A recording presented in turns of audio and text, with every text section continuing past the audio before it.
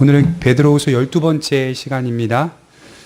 경건하지 아니한 사람들의 희롱과 조롱 앞에 성도는 굳센 신앙을 가지고 주님의 강림을 더욱 갈망해야 한다고 말씀을 드렸습니다. 인류의 역사 가운데 일어난 노아의 홍수 사건이 무엇 때문이었는가라고 볼 때 6절에 경건치 않은 자들, 그들을 통하여 이루어진 사건이었다. 그래서 경건치 않은 자들의 불신과 조롱에 대한 심판이었다. 이러한 우주의 큰 사건을 보면서 하나님의 구원과 심판이 반드시 있을 것을 짐작해야 한다고 성경은 말합니다. 나아가 마태복음 24장에서 예수님께서 말씀하신 것처럼 세상 끝에 일어날 징조들을 통하여 하나님의 구원과 심판을 기억해야 한다고 말씀을 드렸습니다. 그리고 이어서 지금 베드로는 예수님의 시간과 우리의 시간이 다르다는 점을 말씀을 하고 있습니다. 본문은 역시 사랑하는 마음을 전달하며 주의를 환기시키고 있는데 8절에 사랑하는 자들아 이렇게 표현을 하고 있죠. 하나님의 시간 개념과 우리의 시간 개념이 천양지차로 서로 다르다는 점을 밝히 말합니다. 8절에 보면 사랑하는 자들아 주께는 하루가 1000년 같고 1000년이 하루 같다는 이 한 가지를 잊지 말라. 주의 약속은 어떤 이들이 더디다고 생각하는 것처럼 더딘 것이 아니라 오직 주께서는 너희를 대하여 오래 참으사 아무도 멸망하지 아니하고 다 회개하기에 이르기를 원하시느니라. 자, 우리가 느끼는 시간의 속도와 하나님의 시간 속도는 많이 다릅니다. 과거와 현재와 미래가 하나님께는 모두 드러나 있는 상태. 여러분, 우리가 어떻게 생각하죠? 과거, 현재, 미래 각각 시간의 개념을 쪼개서 생각하는데요. 하나님께는 과거와 현재와 미래가 함께 들어가 있어요. 그래서 다 드러나 있는 상태라고 말할 수가 있습니다. 그래서 이 부분을 시편 90편 4절에 다윗은 이렇게 말했거든요. 주의 목전에는 1000년이 지나간 어제 같으며, 1000년이 하나님께는 어제 같을 수가 있고 1000년이 하나님께는 밤의 한순간 같을 뿐이다. 하나님의 시간 개념은 인간의 시간 개념과 전혀 다르다. 그러니까 우리의 이성으로는 판단할 수 없는 그런 시간 개념이다. 이처럼 우리의 시간 속도와 주님의 시간 속도를 인식하고 부지런히 주님을 섬겨야 한다는 것입니다. 이것은 성도가 주님의 강림을 더디게 여기지 말고, 그러니까 더디다 이렇게 여기지 말고 1000년이 주님에게 한순간 같다는 말씀을 하고 있듯이 항상 문 밖에 서서 신랑을 기다리고 있어야 한다고 말씀을 드리는 겁니다. 여러분, 우리가 마태복음 25장을 잠깐 찾아볼까요? 마태복음 25장에 신랑을 기다리는 신부의 모습이 나오는데요. 마태복음 25장입니다.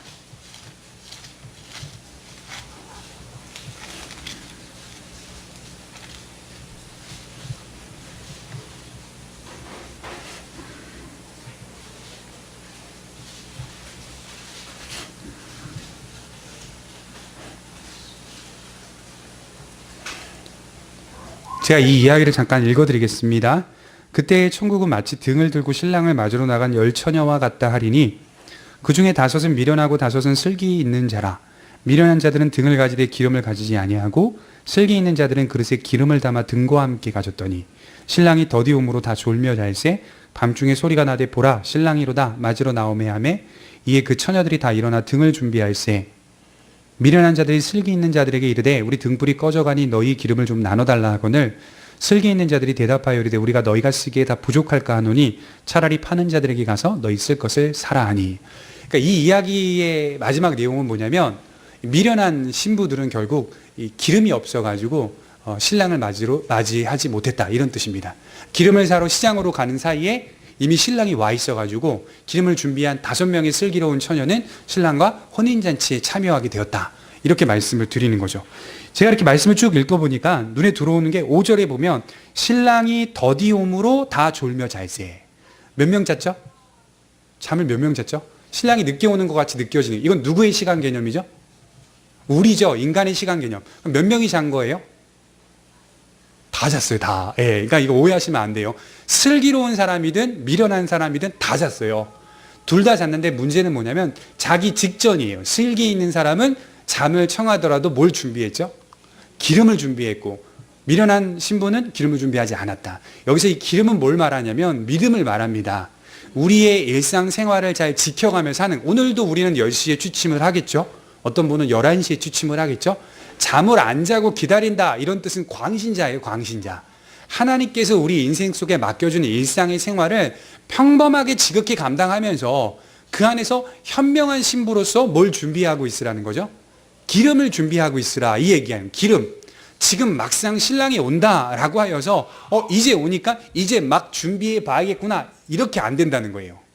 이제 시장에 가서 기름을 준비하러 가야겠구나 안 된다는 거예요. 이미 시간이 지나갔다는 거예요. 그러니 하나님의 백성들은 더디 오는 것처럼 느낌을 받는다 하더라도 오늘 내일 앞으로도 지속적으로 슬기 있는 자로서 기름을 준비한 상태로, 믿음을 준비한 상태로, 다시 말해 깨어 기도하라 주님이 말씀하신 것처럼 깨어 있는 상태로 우리 영혼이 깨어 하나님을 바라봐야 된다, 이런 말씀을 드리는 겁니다. 그래서 기름 또 신랑이 더디움으로 이런 표현들은 다 이 긴장감을 갖고 산다 이런 뜻이에요. 긴장감을 갖고 산다. 단기적인 신앙이 아니라 장기적인 신앙을 말합니다. 여러분 신앙생활 단기적으로 하면 안 돼요. 목사는 금세 알아요. 딱 교회에 오랜만에 오시거나 아니면 또 처음 들어오셨는데 내가 지난번 교회에서 뭘 했고 막 이렇게 말씀을 하여도 그분이 단기적인 신앙인지 장기적인 신앙인지 딱 한 두세 달만 겪어보면 금방 눈에 들어와요. 단기적인 신앙이 되지 말자는 거예요, 성경은. 그게 아니라 장기적으로 우리가 항상 하나님 앞에 깨어 기도하며 스스로의 신앙을 지켜가는 그런 성도로 서 있자 이 말이에요. 그래서 사람을 의식하는 것이 아니라 장기적인 신앙, 주님의 구원과 주님의 재림을 기다리며 내 스스로 하나님이 우리에게 맡겨주신 신앙의 소중함을 마음에 새기고 긴장감 있는 자세를 잃어버리지 않는 성도, 그 성도가 일꾼입니다. 그래서 교회는 일꾼을 뽑을 때 장기적인 신앙을 갖고 있는 성도를 뽑는 거예요. 그래서 단기적인 열정과 열심을 갖는 것은 신앙에서 나오지 않은 것일 수도 있어요. 그래서 장기적인 신앙, 긴장감 있는 신앙을 말씀을 하는 겁니다.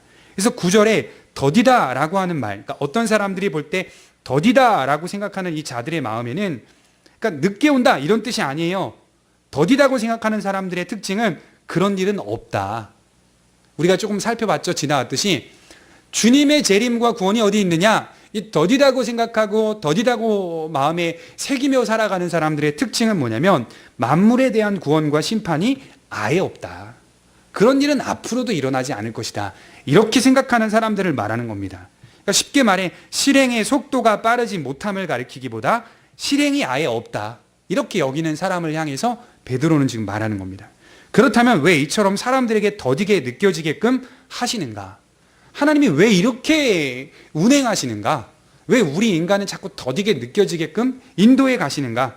9절에서 지적하고 있듯이 오직 주께서는 너희를 대하여 오래 참으사 아무도 멸망하지 아니하고 다 회개하기에 이르기를 원하신다. 이렇게 말을 하는 거예요.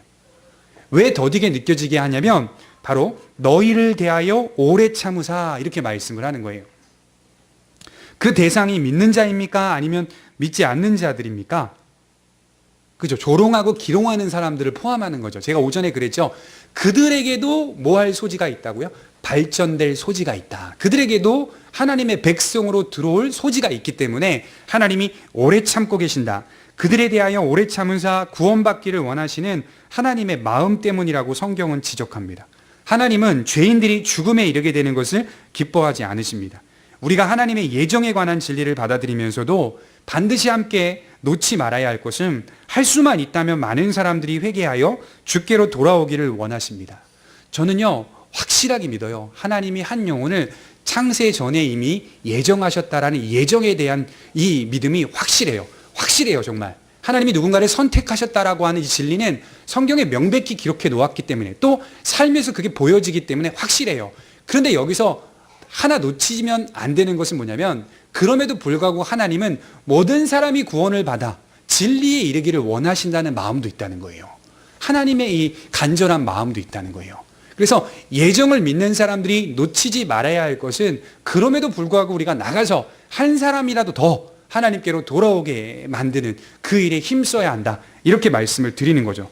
그래서 성도는 이러한 하나님의 마음 또한 마음에 새기고 영혼을 살리는 그 일에 동참해야 하는 것입니다.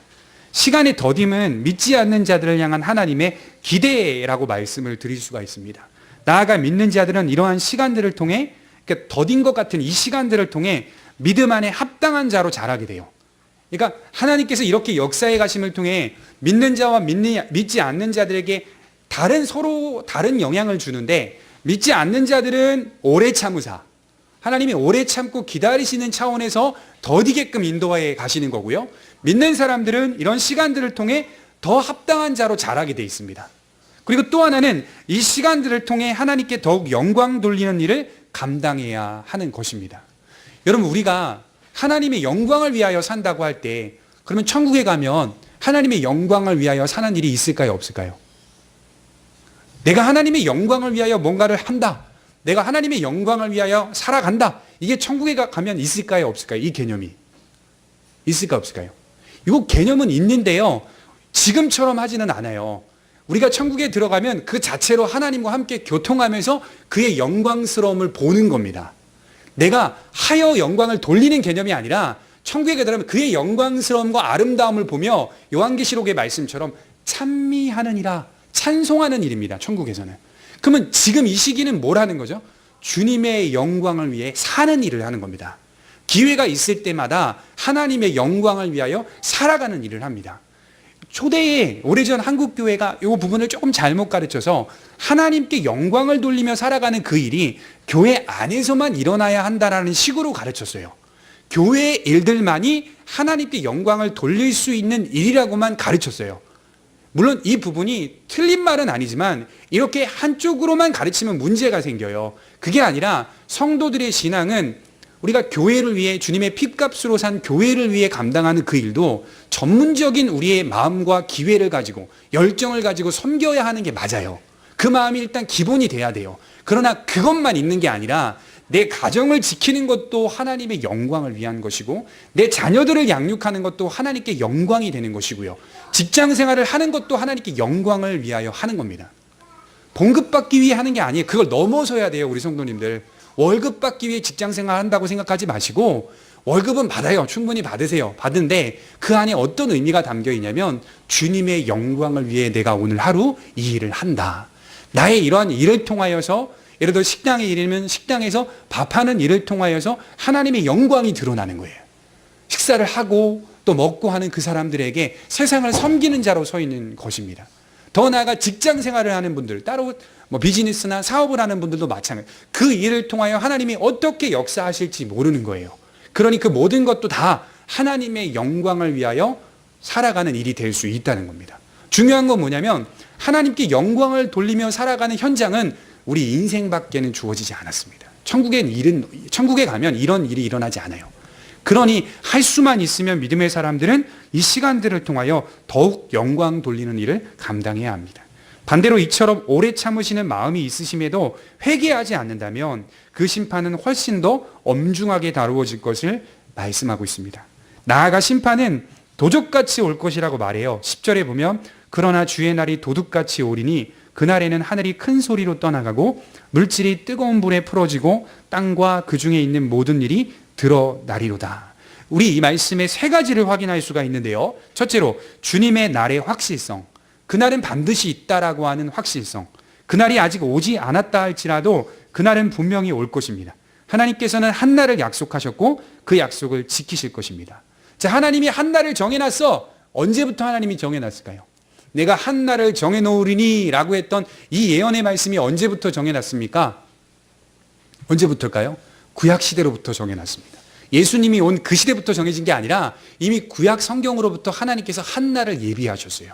그날은 여전히 변함없이 이루어질 날입니다. 갈망의 하나님 나라의 확실성. 두 번째로는 그날의 불시성.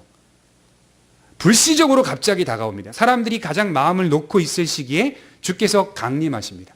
제가 오늘 말씀을 준비하면서 좀 흥미롭게 어떤 말씀이 이제 마음에 좀 담아지고 또 연구하게 됐냐면, 베드로후서 같은 경우에는 더디게 느껴지게끔 말씀이 적혀 있잖아요. 더디게 오는 것처럼. 근데 마태복음 25장에 보면 너희를 위하여 주님이 그날을 감하신다, 이렇게 말씀을 하고 있어요. 감하신다. 성도들을 위하여 하나님의 구원과 또 예수님의 재림의 그날을 감하신다. 감하는 게 뭘까요? 빨리 오게 하신다. 그러면 이쪽은 늦게 오는 것처럼 느껴지게 기록해놨고 이쪽은 빨리 오는 것처럼 느껴지게 기록해놨다는 거예요. 그게 둘 다 맞다는 말이에요. 불시에 주님이 오신다는 것은, 갑작스럽게 주님이 오신다는 것은, 갑작스럽게 구원이 임한다는 것은 하나님의 시간에 감하는 일입니다. 감하는 일. 감하여 너희를 위하여 하나님께서 구원을 베푸시기 위해 일찌감치 오신다, 이런 뜻이에요. 그럼 더디게 시간을 느껴지게 하는 것은 또 오래 참으시는, 또 또 믿는 자들에게는 하나님의 영광을 위하여 살아갈 수 있는 시간을 허락해 놓으신, 자라나는 시간을 또 허락해 놓으신 것. 그러니까 상당히 복잡하지만 깊이 있는 의미라고 볼 수가 있습니다. 그리고 세 번째로는 그날의 장엄성, 주님이 재림하는 날, 하나님의 구원이 이 땅에 임하는 날, 그날의 장엄성을 여러분들이 보게 될 것입니다. 자, 예수님이 초림하실 때 장엄했죠? 예수님이 이 땅에 인간의 몸을 입고 오실 때 어땠죠? 장엄했습니다. 하늘이 막 쾅쾅쾅 치고 막 비가 내리고 막 천둥이 치고 막 그랬죠? 그랬을까요? 아니잖아요. 전혀 장엄하지가 않았어요. 예수님이 오실 때 말구유, 마구간에 오셨고 태어난지도 모를 정도로 아주 장엄하지 않고 아주 평범하고 지극히 누추했습니다. 그러나 이걸 알라는 거예요. 예수님이 다시 오실 때에는 장엄할 거다. 세상은 그 어떤 상황보다 훨씬 더 장엄하게 나타날 것이다. 그래서 오늘 본문에 보면 10절에 드러나리로다 이런 표현들은 어떤 의미냐면요, 좀 난해한 부분이긴 하지만 어떤 의미냐면 우리 인생 속에서 뭐 고난의 문제, 또 기쁨의 문제, 여러 가지 풀리지 않는 고민과 갈등들이 주님의 재림과 구원이 임하는 그날에 난해한 문제들이 드러날 것이다. 땅에 분명하게 드러날 것이다. 그 일들이 왜 그럴 수밖에 없었는지를 하나님이 아주 명쾌하게 하나님의 백성들에게 가르쳐 줄 것이다. 그 얘기를 하는 거고요. 또 하나는 우주 만물 가운데 눈에 보일 만한 아주 크고 위대한 장엄한 역사들이 엄중하게 나타날 것입니다. 여러분, 예수님이 재림하시고 그 다음에 승천하실 때 뭐라고 말씀하셨냐면 내가 다시 올 것이다 이렇게 표현하시면서 구름 타고 올라가신 그대로 다시 그 모습 그대로 올 것이다 이렇게 말씀하셨어요. 그러면 주님이 예를 들어 그 문자 그대로 표현하자면 구름을 타고 오신다고 생각해 보십시오. 얼마나 장엄할까요?